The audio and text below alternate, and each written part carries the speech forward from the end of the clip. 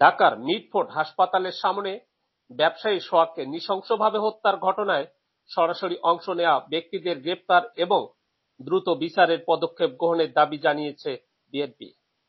আজ সোমবার 14 জুলাই বেলা 11টায় গুলশানে বিএনপির চেয়ারপারসনের রাজনৈতিক কার্যালয়ে আয়োজিত এক সংবাদ সম্মেলনে দলের মহাসচিব মির্জা ফখরুল ইসলাম আলমগীর এই দাবি জানান।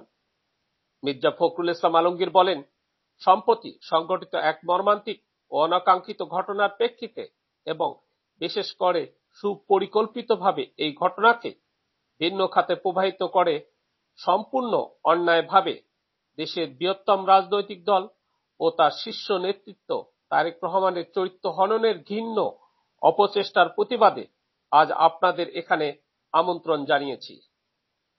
বিএনপি মহাসচিব জানান, একটি বিবেকবান রাজনৈতিক দল হিসাবে সোহাগ হত্যাকাণ্ডের তীব্র নিন্দা ও প্রতিবাদ ও দৃষ্টান্তমূলক দাবি করছে বিএনপি।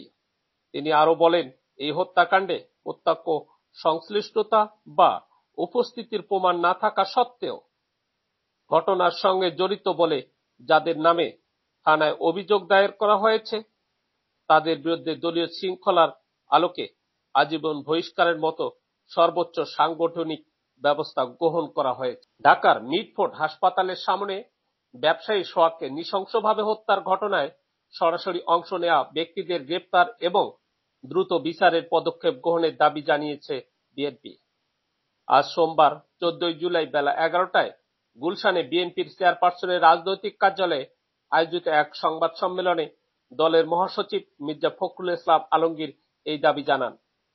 মির্জা ফখরুল ইসলাম আলমগীর বলেন, সম্প্রতি সংঘটিত এক মর্মান্তিক ও অনাকাঙ্ক্ষিত ঘটনার প্রেক্ষিতে এবং বিশেষ করে সুপরিকল্পিতভাবে এই ঘটনাকে ভিন্ন খাতে প্রবাহিত করে সম্পূর্ণ অন্যায়ভাবে দেশের বৃহত্তম রাজনৈতিক দল ও তার শীর্ষ নেতৃত্ব তারেক রহমানের চরিত্র হননের ঘৃণ্য অপচেষ্টার প্রতিবাদে আজ আপনাদের এখানে আমন্ত্রণ জানিয়েছি।